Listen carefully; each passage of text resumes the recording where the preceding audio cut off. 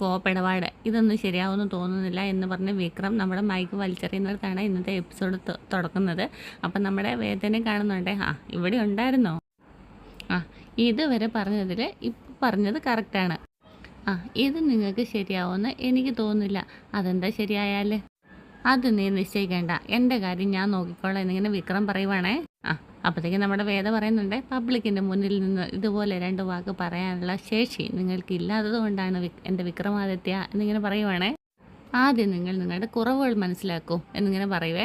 അന്നേരത്തേക്ക് നമ്മുടെ വിക്രം ഇങ്ങനെ ദേഷ്യപ്പെട്ട് പറയുവേ, നിന്നോട് ആരാടി ഇങ്ങോട്ടേക്ക് വരാൻ പറഞ്ഞത്? അപ്പോൾ നമ്മുടെ വേദം എടുത്ത വായി തന്നെ പറയുവേ, അച്ഛമ്മാന്നേ. അച്ഛൻ നിങ്ങൾ എന്തെങ്കിലും ചോദിച്ചു. അപ്പം ഞാൻ പറഞ്ഞു മുറിയിൽ കാണുമെന്ന്. ചെന്ന് വിളിക്കാൻ പറഞ്ഞു. അപ്പോഴത്തേക്കും ഞാൻ ഇങ്ങോട്ട് വായിക്ക് വന്നു.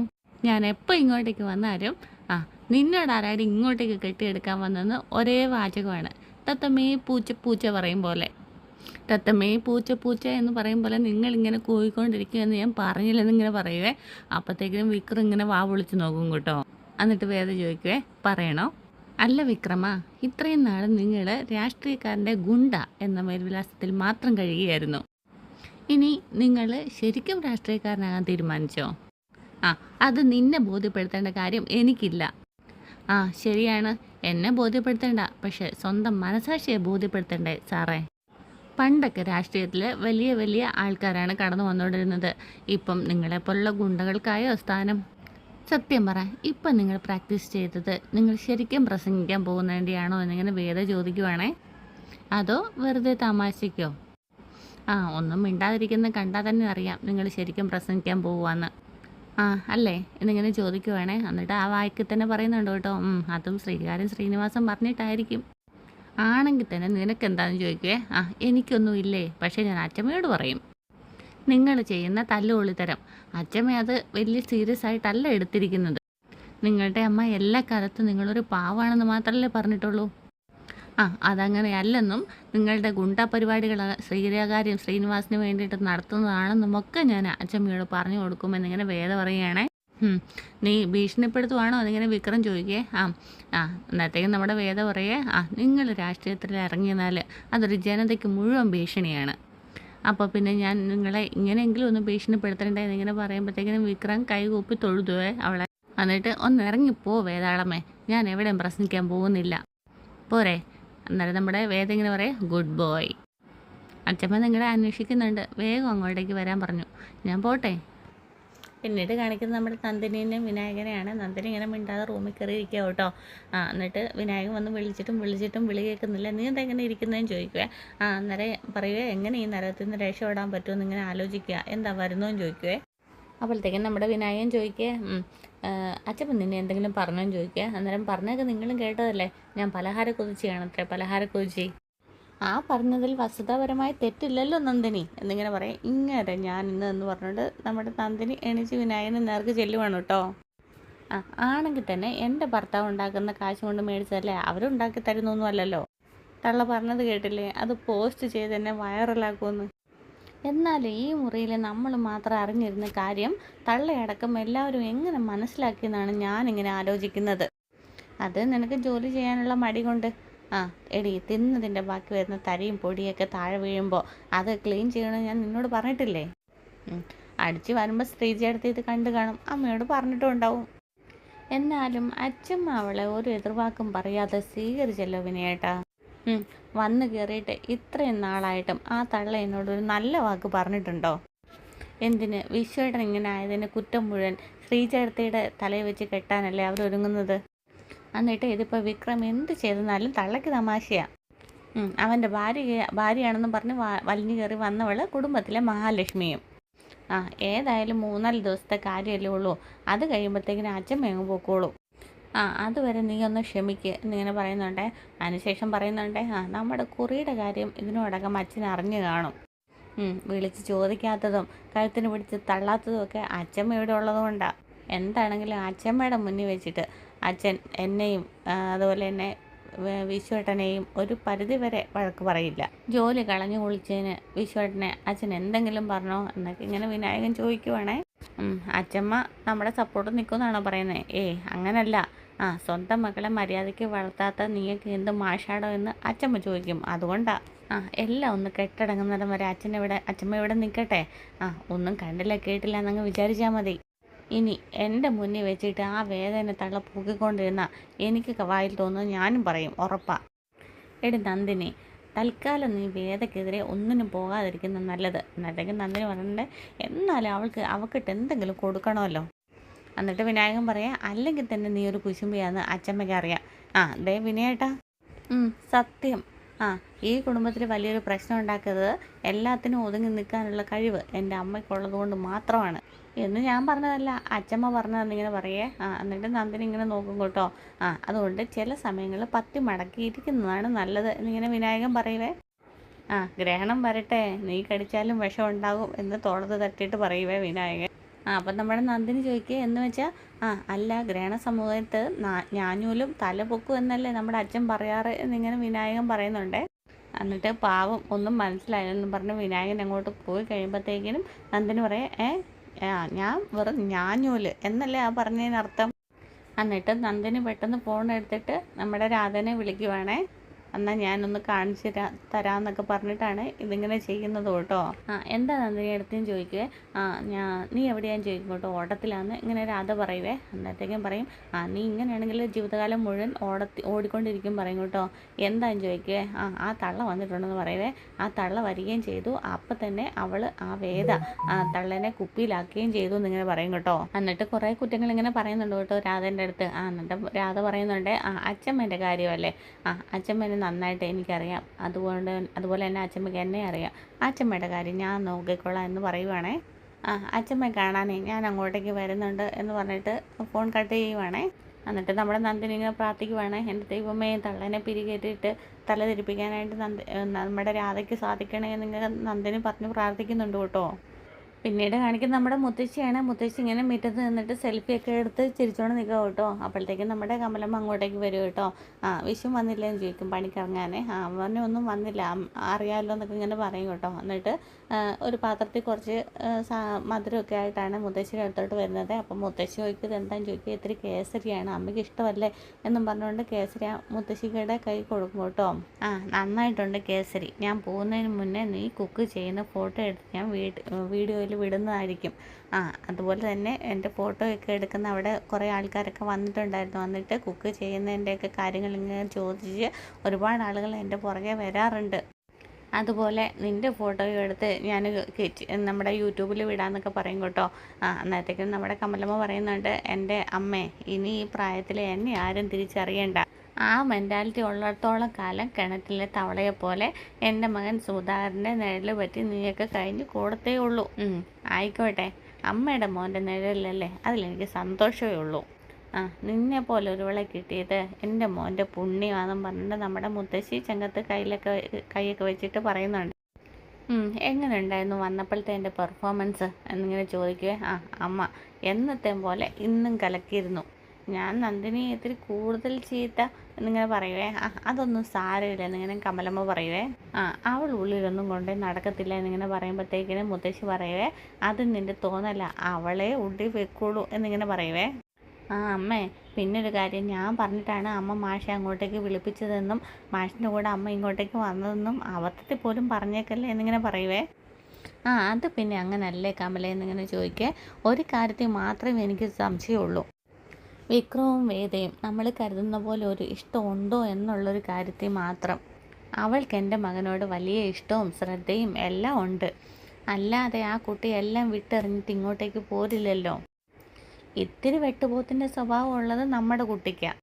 ആ സ്വഭാവം ഒന്ന് മാറി കിട്ടിയാൽ മതി എന്നിങ്ങനെ കമലമ്മ പറയും. അപ്പോൾ നമ്മുടെ മുത്തശ്ശി പറയുന്നുണ്ട്, കല്യാണം കഴിഞ്ഞ് ഒരാളുടെ കൂടെ ഇത്രയും കാലം ജീവിച്ചവളല്ലേ നീ, 3 കുട്ടികളെ പ്രസവിക്കുകയും ചെയ്തു.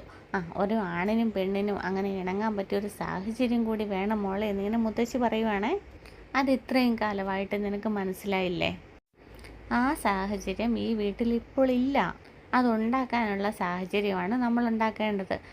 നീ പേടിക്കണ്ട, ഞാനൊരു വഴി കണ്ടിട്ടുണ്ട്, നമുക്ക് ശരിയാക്കി എടുക്കാമെന്ന് പറഞ്ഞുകൊണ്ട് മുത്തശ്ശി നമ്മുടെ വേദയുടെ അടുത്തോട്ട് വരുവാണ്. അപ്പോൾ വേദ അവിടെ തേച്ചുകൊണ്ട് നിൽക്കുവാണ് കേട്ടോ.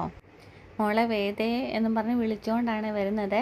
ആ അച്ഛമ്മ ഒരു കാര്യം ചോദിച്ചാൽ മോള് സത്യം പറയുമോ എന്നിങ്ങനെ ചോദിക്കുവേ. വീണ്ടും പറയുമോയെന്ന് ചോദിക്കുക. അന്നേരത്തേക്ക് നമ്മുടെ വേദ പറയേ അച്ഛമ്മ ചോദിച്ചോ എന്നിങ്ങനെ പറയും കേട്ടോ.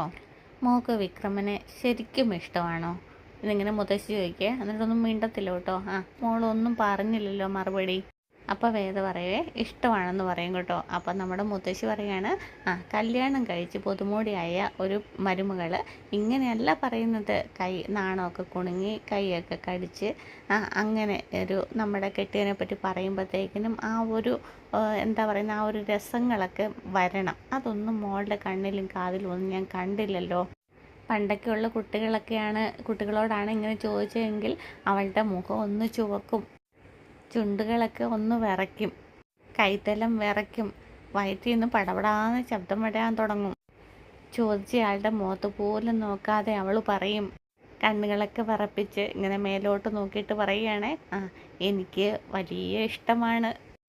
അത് കേൾക്കുമ്പോഴത്തേക്കും നമ്മുടെ വേദ ഇങ്ങനെ ചിരിക്കും കേട്ടോ. അന്നത്തേക്കിനും മുത്തശ്ശി പറയുന്നുണ്ടേ ശരിക്കണ്ട, അതൊക്കെ ഒരു സയൻറ്റിഫിക്കാണ്. അപ്പം നമ്മുടെ വേദ എങ്ങനെ ചോദിക്കുവേ സയൻറ്റിഫിക് റീസൺസ് ഒന്ന് ചോദിക്കുക. അന്നേരം മുത്തശ്ശി എന്ന് പറയുവേ. അപ്പം നമ്മുടെ വേദ ചോദിക്കുവേ അതെന്താ അച്ഛമ്മയും ചോദിക്കുക. നമുക്ക് ശരിക്കും ഒരാളോട് പ്രേമം തോന്നുമ്പം നമ്മുടെ ശരീരത്തിൽ ചില കെമിക്കൽസ് വന്നെന്നറിയും. അതിൻ്റെ പേരാണ് ഹോർമോൺസ്. അത് എന്തെല്ലാമാണെന്ന് ചോദിച്ചെന്നാൽ ഓക്സിറ്റോസിൻ, അതുപോലെ തന്നെ ഡോപ്പാമിൻ, അഡ്രിനാലിൻ, ഇതെല്ലാം ബ്ലഡിലോട്ട് കുത്തി ഒഴുകിയിട്ട് ഇവ കിടന്ന് അലമ്പാക്കാൻ തുടങ്ങും.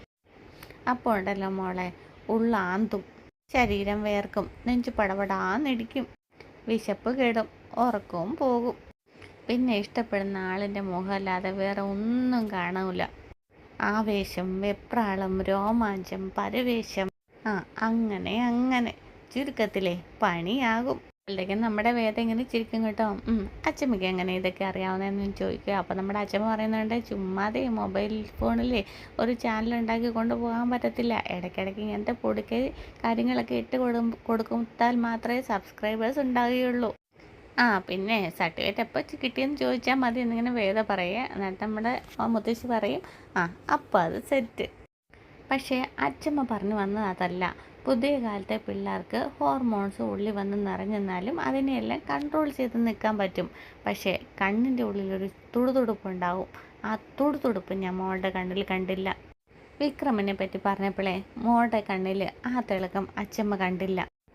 അതെന്താന്ന് വീണ്ടും ചോദിക്കുക. അന്നേരം നമ്മുടെ വേദ പറയും അതിപ്പോൾ എന്നിട്ട് പറയും പറയണ്ട, മോൾ ആലോചിച്ചാൽ മതി. ആരെ പറ്റിച്ചാലും അവനവനെ പറ്റിക്കാൻ പാടില്ല. പ്രത്യേകിച്ചും പ്രേമം. ചില ആളുകളിലെ ആ പ്രേമം വെളിയിൽ വരാതെ ഉള്ളിൽ ഇങ്ങനെ തിക്കി മുട്ടിക്കിടക്കും. കെട്ടി നിൽക്കുന്ന വെള്ളം പോലെ. അകം നിറച്ച് സ്നേഹം ഉണ്ടെന്നറിയാം, പക്ഷേ പുറത്തേക്ക് വരുന്നില്ല. അപ്പോൾ പുറത്തു നിന്ന് ഒരാൾ വന്ന് നമ്മുടെ പാടത്തിൻ്റെ ബണ്ട് പൊട്ടിക്കുന്നത് പോലെ ബണ്ടങ്ങ് പൊട്ടിക്കണം. അതുപോലെ പ്രേമത്തിൻ്റെ ബണ്ടങ്ങ് പൊട്ടിച്ചാൽ എന്താവും? പ്രേമത്തിൻ്റെ മലവെള്ളപ്പാച്ചിലായിരിക്കും എന്നിങ്ങനെ മുത്തശ്ശി പറയുവാണേ. നിങ്ങളെ കൊണ്ട് ആ പ്രേമം ഉണ്ടാക്കിച്ചിട്ടേ അച്ഛമ്മ ഇവിടെ നിന്ന് പോകൂ. കേട്ട മോളെ നിങ്ങനെ പറയുക. അന്നേരത്തേക്ക് നമ്മുടെ കമലമ്മ അവിടെ നിന്നിട്ട് അമ്മയെന്ന് വിളിക്കും കേട്ടോ. അപ്പോഴത്തേക്കും നമ്മുടെ മുത്തശ്ശി വേദയുടെ കവളത്തൊക്കെ ഒന്ന് തടവിയിട്ടൊക്കെയാണ് ഇങ്ങോട്ടേക്ക് പോകുന്നത്. പിന്നീട് ശ്രീചേട്ടത്തിയാണ് കാണിക്കുന്നത്. വിശ്വേട്ടൻ ഇങ്ങനെ തലയും ചേപ്പിക്കൊണ്ട് നിൽക്കുക കേട്ടോ. തുണിയും മടക്കിക്കൊണ്ട് ഉള്ളിലേക്ക് വരുവേ. അന്നേരത്തേക്കിനും വിശ്വേട്ടൻ എപ്പോഴാണ് പറമ്പിൽ പോയിട്ട് വന്നെന്ന് ചോദിക്കുകയെ. അതിന് ഞാൻ എപ്പോഴാണ് പറമ്പിൽ പോയത് എന്നിങ്ങനെ ശ്രീചേട്ടത്തി പറയും കേട്ടോ. എന്നിട്ട് പിന്നെ പറയുന്നുണ്ട് അച്ഛമ്മ പറയുന്ന സ്ഥിതിക്ക് അമ്മയുടെ കൂടെ പോയി കാണുമെന്ന് ഞാൻ വിചാരിച്ചത് എന്നിങ്ങനെയും പറയുന്നുണ്ടേ. പിന്നെ അച്ഛമ്മ പറയുന്നത് കേട്ടിട്ട് ഞാൻ കിളയ്ക്കാൻ പോകുമല്ലേ, നിനക്ക് ഇത്രയും കാലമായിട്ട് എന്നെ മനസ്സിലായില്ലേ എന്നിങ്ങനെ ശ്രീജിയോട് വിശ്വം ചോദിക്കുവേ. പിന്നെ ഒരു ഉളുപ്പില്ലാത്ത ആളായെന്ന് എനിക്ക് എപ്പോഴേ മനസ്സിലായതാ എന്നിങ്ങനെ പറയും കേട്ടോ. അല്ല ഇത് എങ്ങോട്ടാണ് ഇപ്പോൾ തിരക്കിട്ട് പോകുന്നതെന്ന് ചോദിക്കുവേ. ഇവിടെ ഇരുന്ന് ആ മുതുകി തള്ള വെറുതെ ശല്യപ്പെടുത്തിക്കൊണ്ടിരിക്കും. വേറെ എവിടെയെങ്കിലും പോയിരുന്ന് കഴിഞ്ഞാൽ സമാധാനമായിട്ടിരിക്കുമല്ലോ. അപ്പോൾ നമ്മുടെ ശ്രീചേട്ടത്തി പറയാം പകരം നാണം കെടാനായിട്ട് ഞാനിവിടെ ഉണ്ടല്ലോ എന്നിങ്ങനെ പറയാം. എന്നാൽ നമ്മുടെ വിഷയം ചോദിക്കുന്നുണ്ട് അതെന്താ മോളെ നീ അങ്ങനെ പറഞ്ഞേ, നിന്നെ ഇവിടെ ആരെങ്കിലും അങ്ങനെ ശല്യപ്പെടുത്താറുണ്ടോ? നീ ഇവിടുത്തെ ഏറ്റവും പ്രിയപ്പെട്ട മരുമകളല്ലേ, എന്താ ഞാൻ പറഞ്ഞു ശരിയല്ലേ എന്നിങ്ങനെ ചോദിക്കുവേ.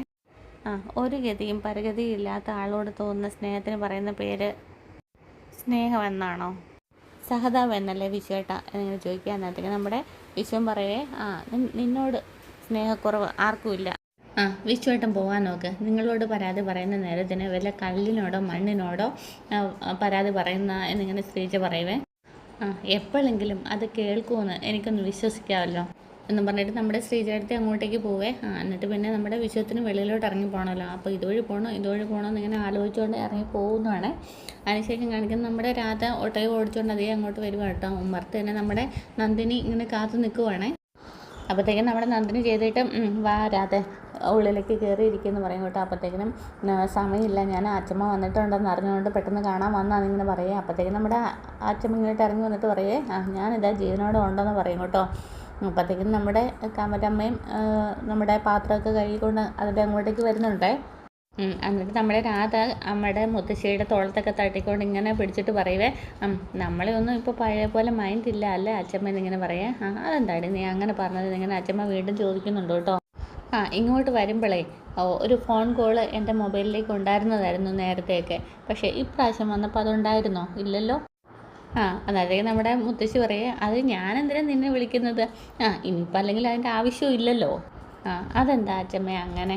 അന്നത്തേക്കിന് നമ്മുടെ മുത്തശ്ശി പറയേ, രാധേ ഒരു കാര്യം ഞാൻ നേരെ ചൊവ്വേ പറഞ്ഞേക്കാം. എൻ്റെ കൊച്ചുമോൻ നിന്നെ വിവാഹം കഴിക്കും, നിന്നെ ഇഷ്ടമാണെന്ന് എന്നൊക്കെയായിരുന്നു ഒരുപക്ഷെ ഞാൻ കരുതിയിരുന്നത്. അതുകൊണ്ടാണ് ഇവരെല്ലാവരും എന്നെ അച്ഛമ്മയെന്ന് വിളിക്കുന്നത് പോലെ നീയും എന്നെ അച്ഛമ്മയെന്ന് വിളിച്ചോട്ടെ എന്ന് ഞാൻ കരുതിയത്. വിക്രം അങ്ങനെ ഒരു അടുപ്പം നിൻ്റെ അടുത്ത് കാണിച്ചിരുന്നില്ലെങ്കിലും അവൻ്റെ ഉള്ളിൽ അങ്ങനെ ഒരു തോന്നലുണ്ടാകുമെന്ന് ഞാൻ കരുതിയിരുന്നു. പക്ഷേ അവൻ നിന്നെ അങ്ങനെ കണ്ടിട്ടേ ഇല്ലായിരുന്നു എന്ന് എനിക്കിപ്പോഴാണ് മനസ്സിലായത്. അയ്യോ അച്ഛമ്മേ അത് എന്ന് പറഞ്ഞുകൊണ്ട് നന്ദിനി പറയാൻ തുടങ്ങുമ്പോഴത്തേക്കിനും നീ മിണ്ടിപ്പോകരുത്, ഇവളിപ്പം നീ ആയിരിക്കും വിളിച്ചു വരുത്തിയതല്ലേ. എനിക്ക് പറയാനുള്ളത് ഞാൻ പറയും, ആരും എൻ്റെ സഹായത്തിന് വരണ്ട. നീ അങ്ങോട്ടേക്ക് ചെല്ല് എന്ന് പറഞ്ഞിട്ട് നന്ദിനീനെ അവിടെ നിന്ന് ഓടിക്കുവേ. അതിനുശേഷം നമ്മുടെ മുത്തശ്ശി പറയും, രാധേ അപ്പോൾ നമ്മൾ പറഞ്ഞു വന്നത് നീ പഴയതുപോലെ ഇങ്ങനെ വിക്രമനെ അന്വേഷിച്ച് നീ ഇങ്ങോട്ടേക്ക് കയറി വരരുത്. നീ മനസ്സിൽ വെച്ച് പെരുമാറിയതുപോലെയല്ല അവൻ ചിന്തിച്ചിരുന്നതെന്ന് ഇപ്പോഴെങ്കിലും നിനക്ക് മനസ്സിലായല്ലോ. ഇനിയും നീ അവൻ്റെ പുറകെ ഇങ്ങനെ നടന്നു കഴിഞ്ഞാൽ അത് നിനക്കും അവനും നാണക്കേടാവുകയുള്ളൂ. വിവാഹം കഴിഞ്ഞ ഒരുവൻ്റെ പുറകെ പ്രേമാണെന്നും പറഞ്ഞ് നടന്നു കഴിഞ്ഞാൽ നാട്ടുകാരെന്താ പറയാൻ നിനക്കറിയോ? ഉള്ളിൽ ഇങ്ങനെ പ്രേമം കടന്ന് തിരിയുമ്പോൾ കണ്ണിലെ സത്യം തിരിച്ചറിയാതെ വരും. അപ്പോൾ കാട്ടിക്കൂട്ടുന്നതിന് ഒരു നിയന്ത്രണവും ഉണ്ടാവില്ല. അവസാനം സ്വന്തം ജീവിതവും മറ്റുള്ളവരുടെ ജീവിതവും കയ്യിൽ നിന്ന് പോയിന്ന് അറിയാൻ വൈകും. എൻ്റെ പേരക്കുട്ടിയുടെ ജീവിതം നശിക്കരുതെന്ന് എനിക്ക് ആഗ്രഹമുണ്ട് മോളെ. രാധയ്ക്ക് മനസ്സിലായല്ലോ അല്ലേ? അപ്പോൾ ഇത്രയും കേട്ട് കഴിഞ്ഞപ്പോഴത്തേക്കിനും രാധയ്ക്ക് അങ്ങ് ഭയങ്കര സങ്കടം വന്നിട്ട് കരഞ്ഞുകൊണ്ട് തിരിച്ചോടി പോവേ, ഒന്നും പറയത്തില്ലേ. അപ്പോഴത്തേക്കും നമ്മുടെ കമലമ്മ പാത്രമൊക്കെ അവിടെ വെച്ചിട്ട് മുത്തശ്ശിയുടെ അടുത്തേക്ക് വരികയാണ് കേട്ടോ. പാവം കുട്ടി, അവൾക്ക് ഒത്തിരി സങ്കടമായി കാണുമെന്നിങ്ങനെ കമലമ്മ പറയുകയാണ്. അന്നേരത്തേക്കിനും മുത്തശ്ശി പറയുന്നുണ്ട്, അവൾക്ക് അങ്ങനെ സങ്കടം വരുമെന്ന് എനിക്കറിയായിരുന്നു, അത് മനസ്സിലാക്കിക്കൊണ്ട് തന്നെയാണ് ഞാനങ്ങനെ പറഞ്ഞത്. നമ്മുടെ മോൻ്റെ ഒപ്പം ജീവിതാവസാനം വരെ ജീവിക്കണമെന്ന് അവൾക്ക് ആഗ്രഹം ഉണ്ടായിരുന്നിരിക്കും, പക്ഷേ അവൾക്കത് വിധിച്ചിട്ടില്ല. അവളുടെ ആഗ്രഹങ്ങൾക്ക് അറിഞ്ഞോ അറിയാതെയോ നമ്മളും കൂടെ നിന്നിട്ടില്ലേ അമ്മേ എന്നിങ്ങനെ പറയുവാണേ. അതുകൊണ്ട് പഴയ മട്ടിൽ വീണ്ടും അവൾ വിക്രമനോട് പെരുമാറിക്കോട്ടെ എന്നാണോ നീ പറയുന്നത്? അതല്ല, അങ്ങനോട്ട് പറ്റത്തുമില്ല. പക്ഷേ അവൾ കരഞ്ഞിറങ്ങി പോകുന്ന കണ്ടപ്പോൾ മനസ്സിനൊരു വിഷമം. ചില ആളുകളുടെ സന്തോഷത്തിന് പുറകിൽ മറ്റു ചിലരുടെ സന്തോഷവും സങ്കടവും ഒക്കെ ഉണ്ടാവും. അത് ഏറ്റവും കൂടുതൽ ജീവിതത്തിൽ അനുഭവിച്ചവളാണ് ഞാൻ. ആദ്യം അവൾക്ക് സങ്കടം ഉണ്ടാവും, പിന്നെ അത് മറികടന്നേ പറ്റുള്ളെന്ന് അവൾക്ക് തോന്നും. പിന്നെ അവളത് തിരുത്തുകയും ചെയ്യും. കുറേ നാളുകൾക്ക് ശേഷം അവൾ ഇത് തന്നെയായിരുന്നോ നല്ലത് എന്ന് അവൾക്ക് തോന്നുകയും ചെയ്യും എന്നിങ്ങനെ മുത്തശ്ശി പറയുകയാണേ. ദൈവം അവളെ അനുഗ്രഹിക്കട്ടെ എന്ന് മാത്രമേ നമുക്ക് പറയാൻ പറ്റൂ എന്ന് പറഞ്ഞിട്ട് മുത്തശ്ശി ആളിലേക്ക് പോവുകയാണ്. അപ്പോൾ നമുക്ക് നമ്മുടെ കമലമ്മയ്ക്ക് ഭയങ്കരമായിട്ട് സങ്കടം വന്ന് നിൽക്കുന്ന സമയത്താണ് ഇന്നത്തെ എപ്പിസോഡ് കഴിയുന്നത്. അപ്പോൾ ചാനൽ ഇഷ്ടമായെങ്കിൽ സബ്സ്ക്രൈബ് ചെയ്യാനും ഷെയർ ചെയ്യാനും കമൻറ്റ് ചെയ്യാനും മറക്കരുതേ. Okay, thank